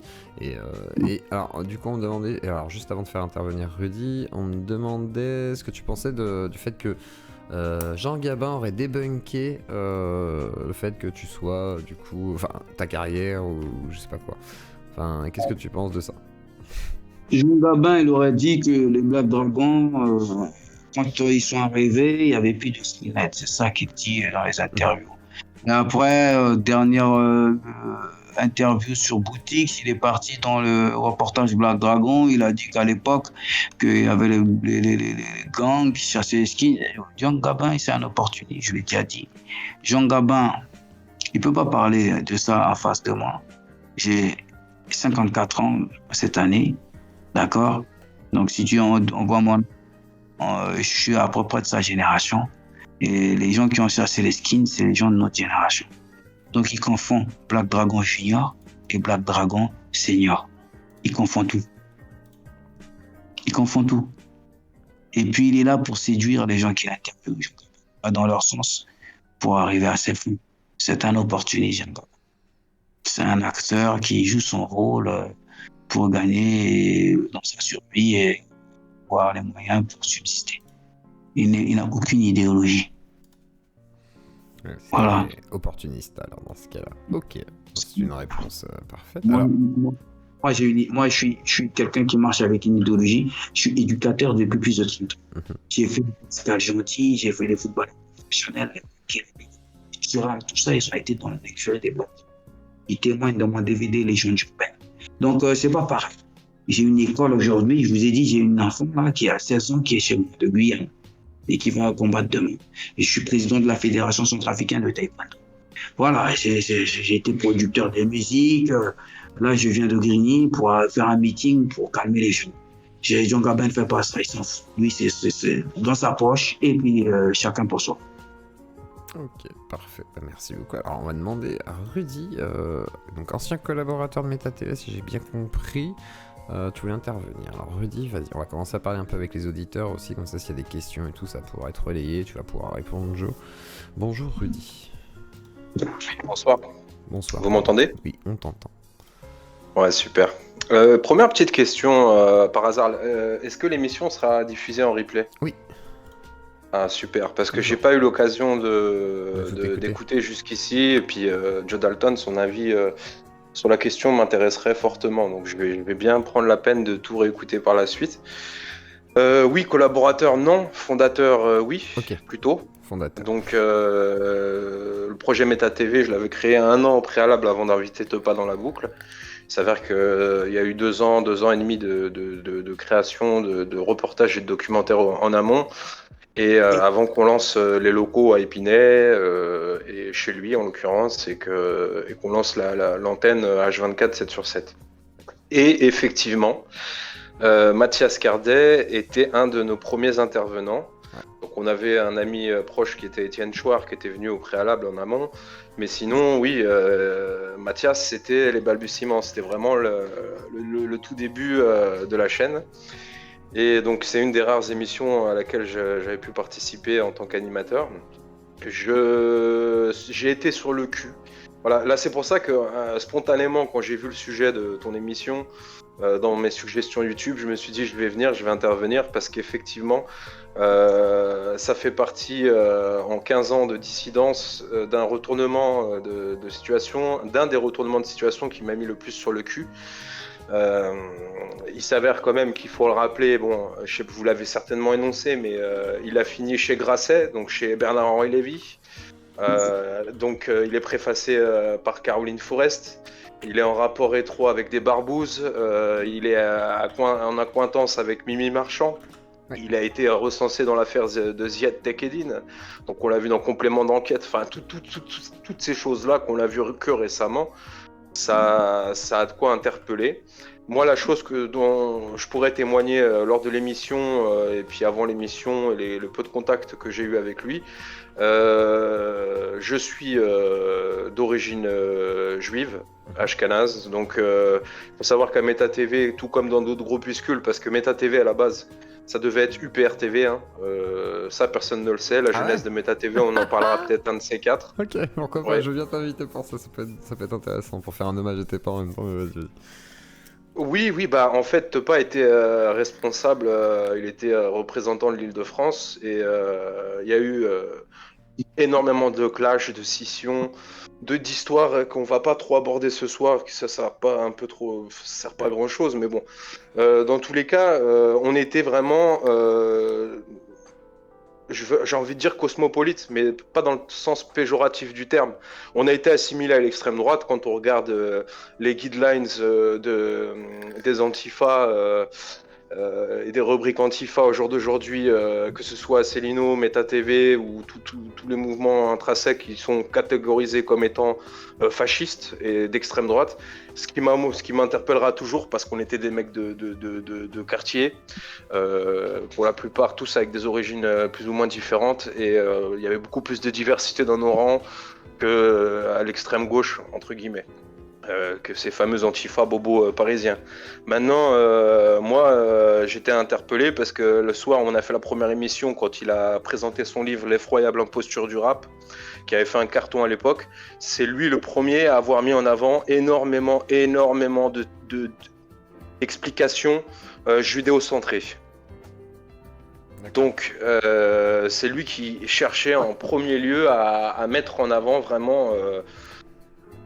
à faire des corrélations avec le milieu juif et les dérives sectaires capitalistiques du rap et puis etc. Bon, et ça m'a interpellé un petit peu, bon, parce qu'on essayait justement de se défaire de cette image-là. Faut savoir que l'UPR à l'époque il y avait une scission entre autres qui a été faite à cause du numéro 2.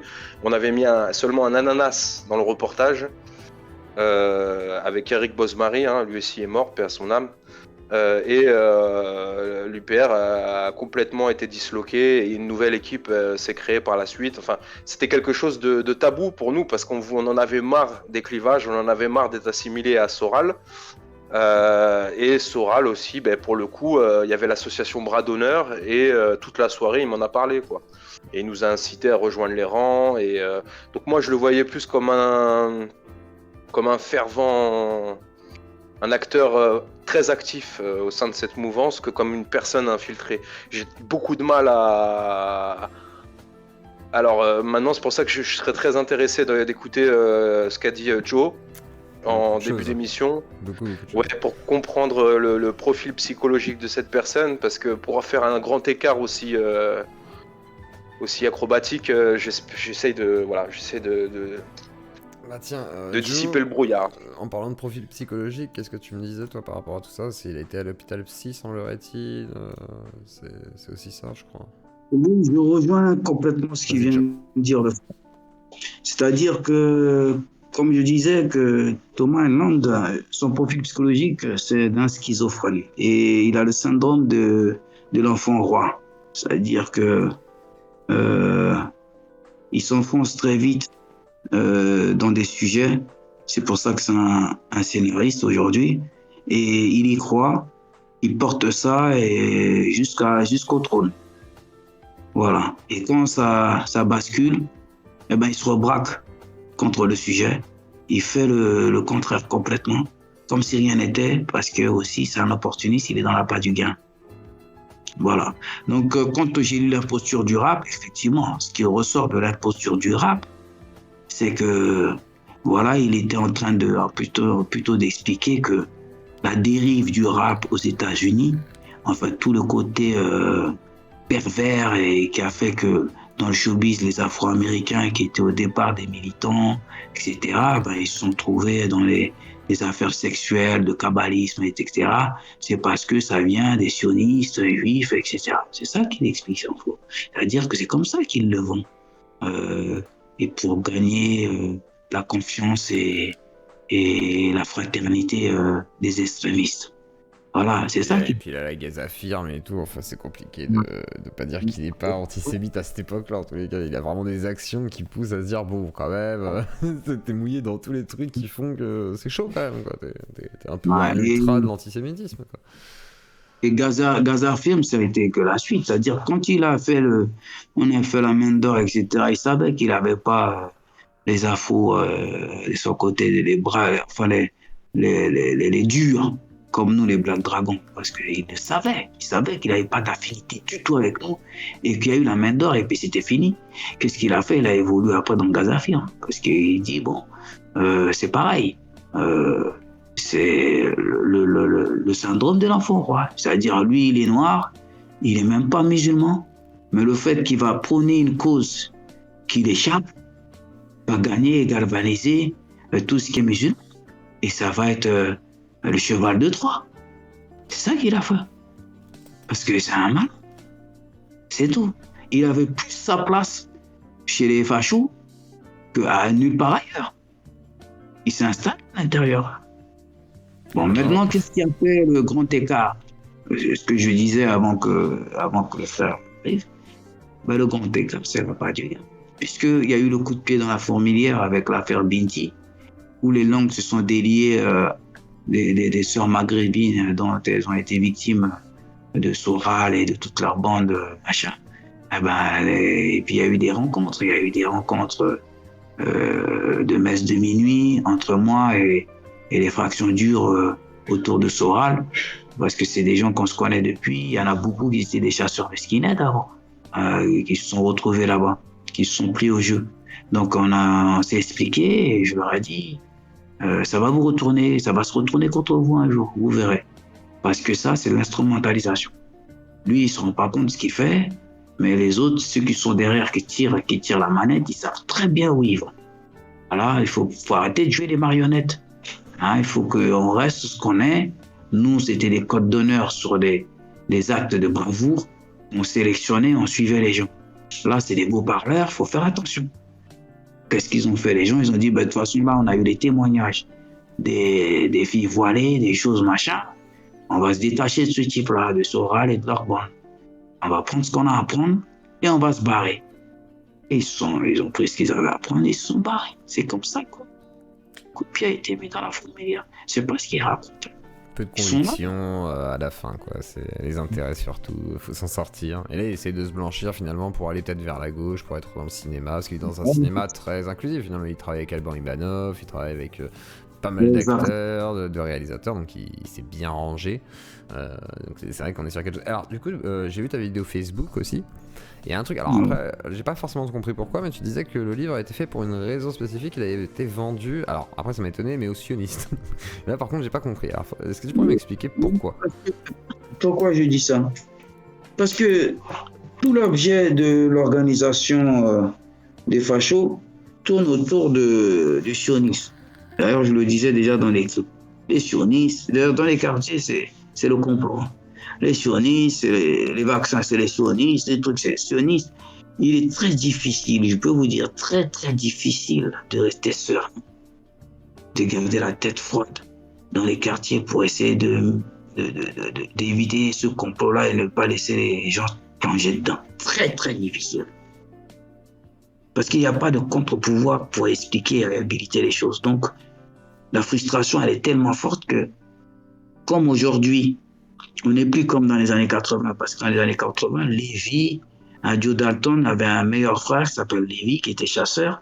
Il avait un maghrébin, Aujourd'hui, c'est très communautariste. Chacun de son côté. Et tout le monde est dans cette frustration et dans le complot. Mais il n'y a quoi en face, à part la répression du complot, etc. Il n'y a pas d'aménagement au niveau sociologique, éducatif, pour réhabiliter les choses.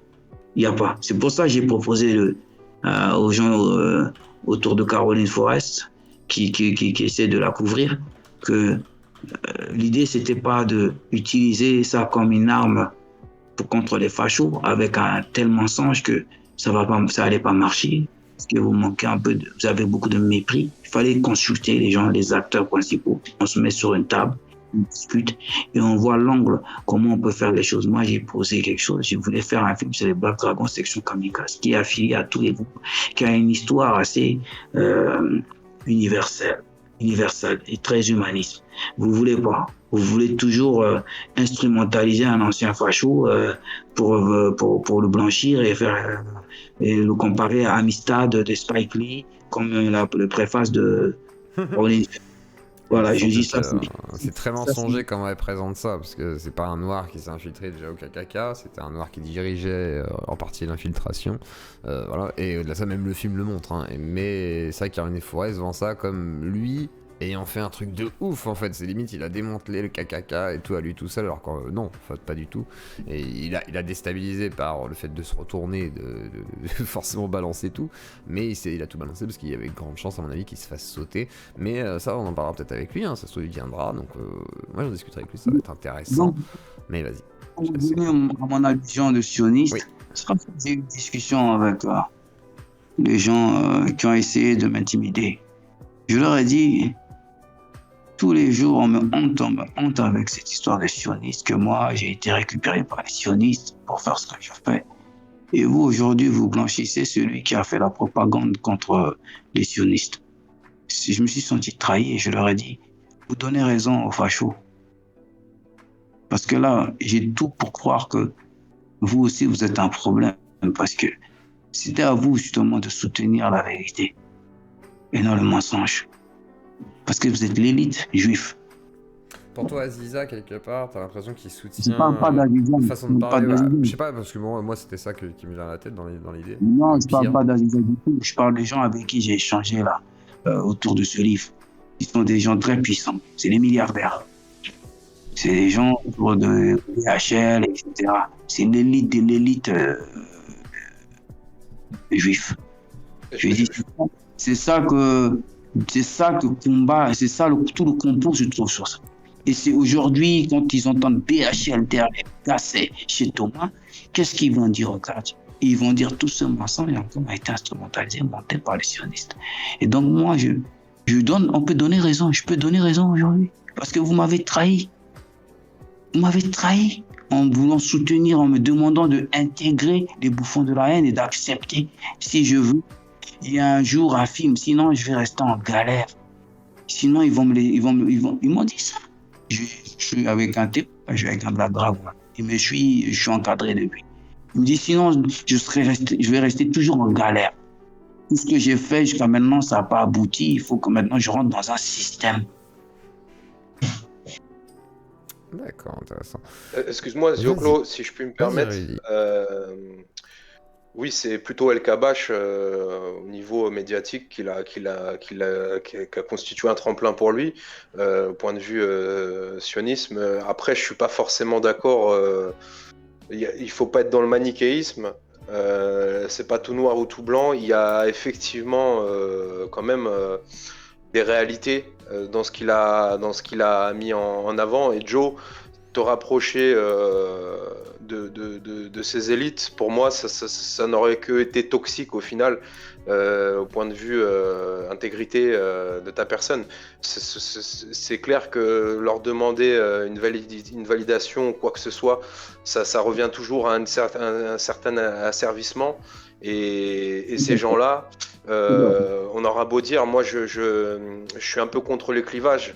Je pense que le sionisme est un problème, comme beaucoup de juifs orthodoxes qui se sont affiliés à Dieudonné à l'époque et à la main d'or. Mais ces élites-là sont quand même problématiques. Mais après, il n'y avait pas d'association déjà entre Judo, Soral et les sionistes. Enfin, je vois pas où. Et après, c'est un autre débat, mais je vois pas en quoi la problématique ici serait les sionistes. Après, j'entends ce que veut dire Joe dans l'idée. J'ai l'impression que c'est plus lié à une sorte de métaphore par rapport à tout ce qui a été dénoncé par Mathias Cardet et tout. Mais je suis pas sûr que après, ce sera un autre débat, ça. Mais parce que je vais recevoir Hulcan, hein, donc ça va être un gros débat. On va parler de sionisme. Mais moi je pense que ça, voilà, c'est un autre débat. Je suis pas sûr d'être d'accord forcément à 100%, mais on verra. Mais vas-y, Joe. Les gens, ils donnent raison aux fachos. Alors c'est quoi les fachos, tiens? On me demande tout à l'heure, on m'a dit ouais, c'est quoi la définition de facho? Tout le monde a sa définition. Qu'est-ce que tu veux dire par facho, tiens? Déjà, pour commencer, tiens.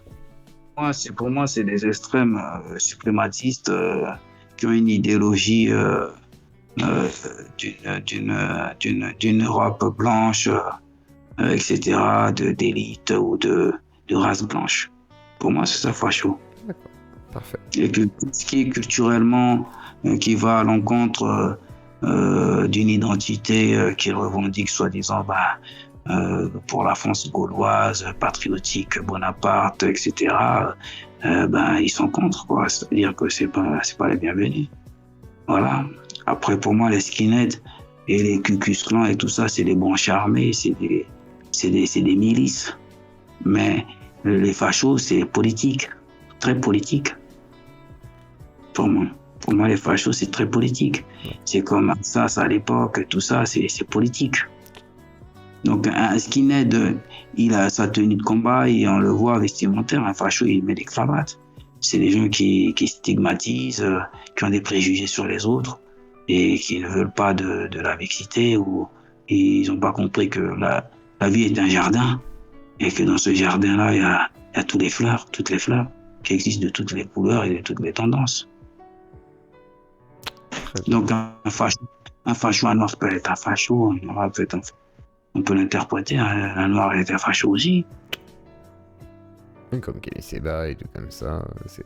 Alors, on me demande aussi si le garde du corps de Dieudonné s'est entraîné avec les Black Panthers aux États-Unis. Alors, toi, t'as été garde du corps, je crois, de Dieudonné, si je dis pas de bêtises. Alors, le garde du corps de Dieudonné, qui a été un machin, Black Panther aux États-Unis, c'est moi qui lui ai éclaté sa figure. Je le connais depuis que je suis jeune parce qu'on chassait un peu les skinheads ensemble. Et il était plus âgé que moi. Et voilà, moi j'ai pu être d'accord avec eux. Il a voulu faire barrière à mes attaques à Dieudonné. Je lui ai éclaté sa figure. Voilà, donc moi j'ai été garde du corps de Dieudonné sur le sujet, comment on appelle ça, le code noir de Bonaparte. Le code noir qui a reconduit l'esclavage en 1791, je crois, jusqu'à 1804. D'accord? Donc, moi, j'ai été Dieudonné, c'est comme ça qu'ils font l'approche. Comme Mathias Cardet a utilisé l'imposture du rap pour abattre les gens du quartier, les déchus, les rappeurs, les artistes qui étaient déçus et déchus. Et pour sensibiliser le quartier, il a touché avec la culture. Dieudonné, il s'est pointé, il a dit voilà, mon projet, c'est de faire un film sur le code noir et que le monde sioniste, je sais pas qui, ne veulent pas de ce film-là et parce que voilà. Donc moi, je me suis dit ça, c'est injuste. Il est temps de faire un film sur cette partie-là de l'histoire. Et donc, tous mes gars, ils sont embarqués là-dedans. J'ai dit, je vais observer. Et j'ai posé mes conditions. J'ai dit à Dieudonné, avant de vouloir faire un film, etc., si même c'est ça le processus, le cheminement, il va falloir, comme il dit Confucius, commencer à aider ce que tu vois tous les jours déjà à ta porte.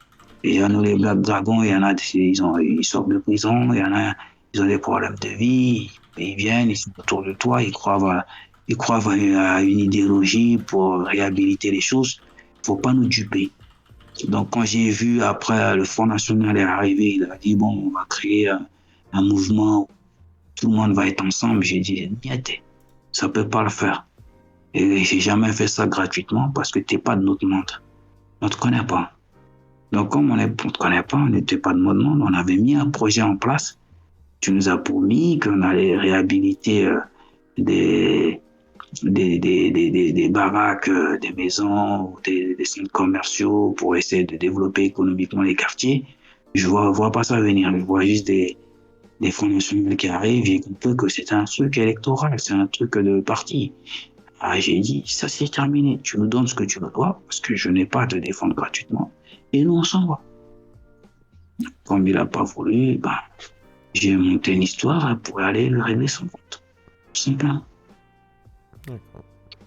Mais Joe, justement, le Front National, excuse-moi vraiment pour réagir par rapport à ça, parce que c'est très important. Il a été créé par la gauche. C'est François Mitterrand en 1981, donc la gauche qui a donné un plateau sur France 2 à Le Pen, alors qu'ils n'avaient que 400 adhérents à l'époque. C'est la CIA, Franck Carlucci et la secte Moon derrière tout ça. Il y a des dossiers, c'est factuel, c'est vérifiable et déclassifié. Je suis tout à fait au courant. Néanmoins, c'était les skinheads étaient un peu les milices de Front National. Donc, moi, je suis un soldat. Je suis au courant. Je connais pourquoi. Dans le livre de mon père, dans l'interview de mon père était à l'Assemblée nationale à l'époque de Le Pen et de Mitterrand. Donc, il disait, il disait dans son seul interview, le problème qu'on a connu, c'est quand un peu la gauche a installé Le Pen. Tu vois. Donc, il m'a expliqué ça. Ce que tu expliques. Bon. Au début, après la Deuxième Guerre mondiale, et quand fallait faire les 5e République, De Gaulle il a sollicité tous les intellectuels d'Afrique. Il y avait 60% de l'Assemblée nationale étaient des gens de la mixité, les intellectuels. Et les intellectuels, ils ont posé des gages. Ils ont dit, OK, on va travailler sur la campagne de faire un référendum de la 5e République. En gage de ça, on va prendre l'indépendance et utiliser ce plan-là pour développer l'Afrique et constituer une force, une puissance des États-Unis d'Afrique qui va certainement renforcer la France d'une manière ou d'une autre, mais dans son autonomie, dans son autonomie. Dans son autonomie. De Gaulle était d'accord. Déjà, De Gaulle a convaincu avant les tirailleurs, les chefs de coutume, les chefs guerriers de l'Afrique, dont mes grands-parents. Et après, il a convaincu les intellectuels. Les intellectuels ont fait les campagnes de la 5e République. Mon père a fait ça. Et après, il a posé les grandes lignes pour les États-Unis d'Afrique avec Lumumba, les indépendantistes, etc. D'un coup, De Gaulle s'est braqué. De Gaulle s'est braqué par la suite. Et les Mitterrand, tout ça, étaient des héritiers un peu de tout ça.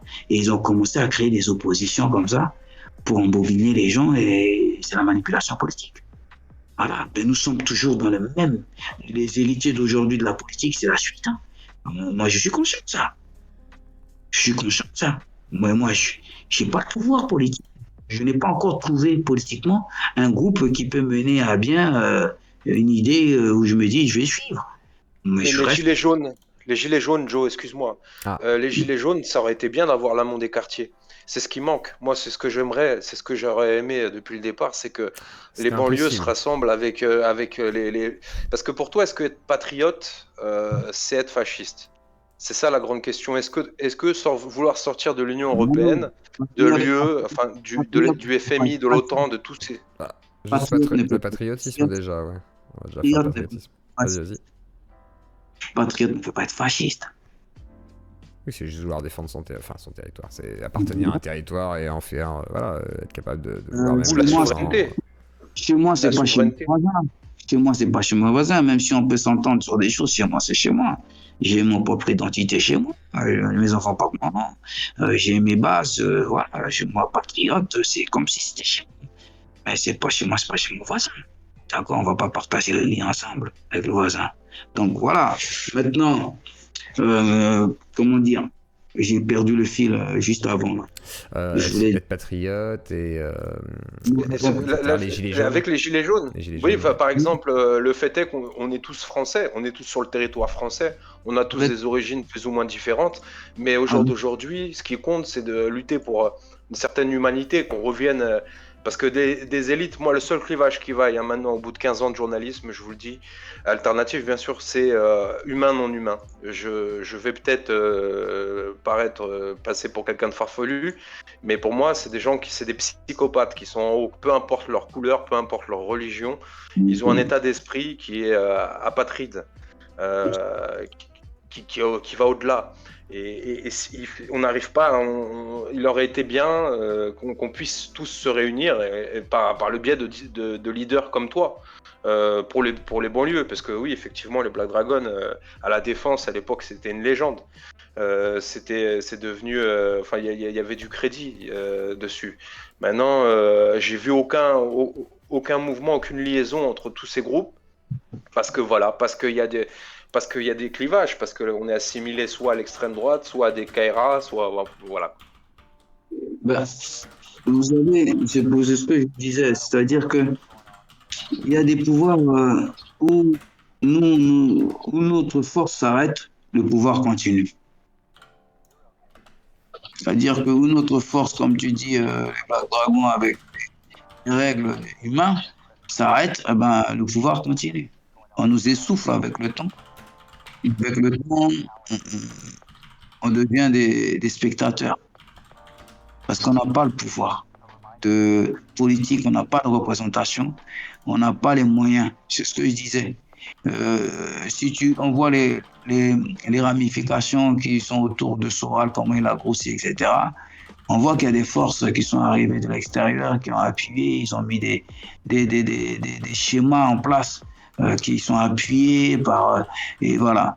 Nous, le système passe son temps à nous asphyxier et mettre sous perfusion. Donc on perd la main même dans le quartier. Aujourd'hui, je ne peux pas aller tout... Là où j'habite, là, il y a peut-être que devant chez moi que c'est lumineux. On fait le tour de la cité, tout est noir. Et je peux pas aller parler à des gamins de 16 ans, leur dire, bon voilà, je suis Joe Dalton, des Black Dragons, c'est comme ça. Je peux pas, aujourd'hui, les jeunes Black Dragons que je forme, c'est pour aller faire des selfies sur TikTok et Snapchat. Ils comprennent rien à mon discours. C'est normal, ouais. Mais c'est un discours qui est totalement anachronique, on va dire, avec la lutte actuelle. C'est pour ça que les Gilets jaunes, ça n'a pas pu rassembler les quartiers, parce que de toute façon, la lutte des Gilets jaunes était sur des besoins qui ne concernaient pas les mêmes populations, en fait. C'est-à-dire que c'était plus la France rurale, la France déclassée, qui était à l'époque classe moyenne, qui maintenant commence à devenir classe prolo de base. Donc c'est pas forcément les quartiers qui, eux, se sentent encore peut-être mis de côté par rapport à ces populations. C'est pour ça que c'était plus une manif de blanc, façon de parler, que multiculturelle de la France, quoi, en elle-même. C'est pour ça qu'un film qui relate une histoire forte comme la nôtre, de notre génération, son film est très important. Les séries, voilà pourquoi moi j'ai dit à ces gens-là, comme tu me disais, que moi je leur ai dit non. Je dis moi je marcherai pas avec vous, je préfère rester en galère. Comme je l'ai toujours fait en autodidacte, je vais laisser une trace indélébile pour la jeunesse. Et un jour ils font valoir ça, et quand ils sont bien perdus, égarés, ils chercheront une petite lueur de lumière de vérité, et peut-être qu'ils piocheront dans mes archives. Mais je n'irai pas participer à votre histoire. Je leur ai dit ça aux gens qui sont derrière Caroline Forrest, pour le livre, les Gasset, etc. Et je suis parti. Okay. Et voilà pourquoi je sors aujourd'hui et je réponds aux questions et je fais des directs et j'essaie de rester intègre moi-même pour dormir en paix. Merci beaucoup de ta présence. Tiens, j'ai une petite dernière question, ce qu'on m'a demandé tout à l'heure. Si tu connaissais Cro-Blanc, le rappeur nationaliste. C'est tout à l'heure, il y a des gens qui m'ont demandé. Non. Alors depuis moi, le rap aujourd'hui, ça s'est arrêté. Et même s'il y a des choses bien, je ne j'écoute plus le rap. À part des petits enfants, là, il y en a qui ont des vraies paroles d'invocation, de moralité. J'ai écouté des jeunes dernièrement, j'ai dit à leur manager que c'est des paroles très pures et d'invocation parce que ils traitent tous les sujets avec une moralité spirituelle. Et ça, eux-mêmes là, pourtant ils ont gagné parmi les meilleurs talents, mais ils n'arrivent pas à évoluer. Voilà, donc on se pose la question. Pourtant ils sont très beaux, très mignons, ils ont tout ce qu'il faut, le talent est là, ils chantent depuis tout petit. Mais leur moralité ne leur permet pas d'avoir accès à plus d'ouverture médiatique. On se pose la question. C'est un monde de prédation et je pense que effectivement, ce sont les sataniques qui sont au sommet de tout ce qui se passe. Attends, pardon. Les sataniques ? Ouais, pour moi, c'est satanique. Ah, satanique. D'accord. Attends. Est-ce que t'es catholique, toi, du coup, peut-être ? Non, Qu'est-ce que tu veux dire par là ? Je suis spirituel. J'ai fait des plaintes là sur ma table. Il y a Confucius, il y a la Bible, il y a le Coran, il y a l'art de la guerre, il y a les racines africaines, Asie, il y a Sansu, il y a l'art du samouraï. Je suis spirituel. Je vais dans la racine des choses, je ne vais pas dans les branches. Et les religions, pour moi, des fois, c'est des réformes de branches qui évitent d'instrumentaliser. Et la spiritualité, c'est les racines. Donc, moi, je suis spirituel. Je suis celui qui relie tout. Le tronc et les racines. Je suis spirituel. D'accord. Et on me demande... Donc, satanique, on peut le traduire en amazonien, on peut le traduire, je ne sais pas quoi, en africain. On retrouvera toujours les mêmes synonymes, les mêmes explications. Parfait. C'est des gens qui pratiquent, ils ont une certaine pratique malsaine des choses pour profiter des situations, pour profiter des peuples. Pour moi, c'est satanique. Parce qu'on parle en français, je dis satanique. Si je dis ça en langue naturelle, d'origine, je ne dis pas satanique. C'est la même signification. D'accord. Et vraiment, dernière question. Allez, on me demande si tu connais Younes Bourimesh. Et après, on va continuer l'émission ensemble, mais voilà, on va conclure tranquillement. On va aller sur une deuxième partie de soirée. Mais est-ce que tu connais Younes Bourimesh? Voilà, c'est la dernière question. Parce que ça fait 3 fois qu'elle passe. Qu'est-ce qu'il a fait? Peut-être j'ai aperçu des choses. Si on me dit ce qu'il a fait, oui, mais les noms comme ça, Je là, sais pas. Attends, je vais regarder en 2 secondes. Attends, je vais regarder. Younes Bourimesh. Attends. Younes. Là, pour une fois, je sais pas. Bourimesh, Wikipédia. Je crois que c'est un rappeur, une connerie comme ça. Entretien la Seine-Saint-Denis. Younes Bourimesh, un entrepreneur, investisseur, notamment dans les bâtiments et dans la restauration. Il est surtout. Ouais, bon. Ouais, je sais pas. Je ne sais pas, les gars. Il ne connaît pas. Tu ne connais pas? Bon. C'est pas grave. Bah, je te remercie, Joe Dalton, de ce témoignage. Est-ce que tu as autre chose à rajouter ou pas par rapport à tout ça? Non, je remercie le frère là, qui a parlé, qui a fondé la radio là. Oui. C'était très fort, cette intervention. On partage les mêmes cités, quelque part. Et voilà. Et je te remercie je trouve ça très riche. Tu m'as donné la parole, tu m'as permis de m'exprimer. J'espère avoir été à la hauteur avec mes mots. Bah, merci à toi d'être venu, c'était intéressant. J'essaye de faire de toute façon toute la série là, donc peut-être la prochaine fois un Mathias Cardet ou quoi, on verra justement. C'est le but justement. Après, pourquoi pas Caroline Forest, j'aimerais bien. Mais bon, on verra, ça sera comme ça. On verra. Bah, merci à toi, Joe Dalton. Je te souhaite une très bonne continuation. Et puis si un jour, il y aura peut-être une occasion de faire un autre truc, pourquoi pas, quoi, avec plaisir. Avec plaisir. Merci bien. Bonne soirée à tous. Bon, on va continuer ensemble et merci Joe Dalton d'être passé. Si jamais vous voulez faire, dis donc, vous pouvez me soutenir, vous pouvez faire des petits pouces bleus, on continue la soirée, c'est pas fini. Je peux rien dire pour l'instant, je reste calme, mais il y a des petites choses à voir. De quoi? Daniel, c'est qui Daniel? Je ne sais pas qui c'est Daniel. Bonne soirée. Bah, c'est pas fini Bosniak là, on reste ensemble pour l'instant, on reste bien tranquille. Donc du coup voilà, Senju, tiens je vais donner vite fait la parole à Senju, bonsoir. Salut Yoklo, salut Lazio, Claudie. Ça va très bien. J'ai écouté attentivement Joe Dalton, là, Jérémy. Ouais, il est, comment dire, il connaît beaucoup de choses par rapport tu sais, tout son passif avec les Black Dragons et tout. Moi, ça me parle pas parce qu'en fait, j'ai l'impression que c'est. Et d'ailleurs, ça a pas dû parler à grand monde en réalité, parce que c'est un petit mouvement et c'est dans le. C'est un truc parisien, quoi. Finalement, tous les gens en France sont pas forcément si intéressés par ce qu'il a raconté. Et c'est pas, tu vois, c'est pas la vie de tous les petits en France. C'est pas la vie non plus des gens qui sont en Espagne. Du coup, c'est vrai que c'est lunaire en fait pour des gens qui viennent pas de Paris. Ah, clairement, oui, clairement. Alors, on me dit que j'ai un problème de son, les gens. Attendez 2 secondes, faut que je règle mon Mais problème par de contre, son. son témoignage était vraiment, vraiment intéressant. Et j'étais étonné parce qu'en fait, il a fait la sécurité de Soral et de Dieudonné pendant un moment. Et du fait qu'ils soient séparés en fait de Jodo et Soral au moment de l'affaire Plenty, est-ce que c'était la seule raison réelle? Rien compris. Ah, on a du mal à t'entendre, mon Senju. Hop là. Et attendez, pour le son, là j'ai un problème. On va vérifier pour le son. Est-ce que vous m'entendez bien dans le chat? Dites-moi vite fait. Là, je suis au maximum, hein. Je vous le dis, j'ai les potards à fond. Ouais. J'ai vraiment les potards à fond. Vas-y, Joe, pardon.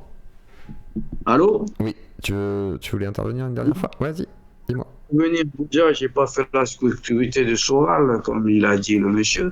Non, de Dieudonné, ouais. Que de Dieudonné. À l'époque, je connaissais pas Soral.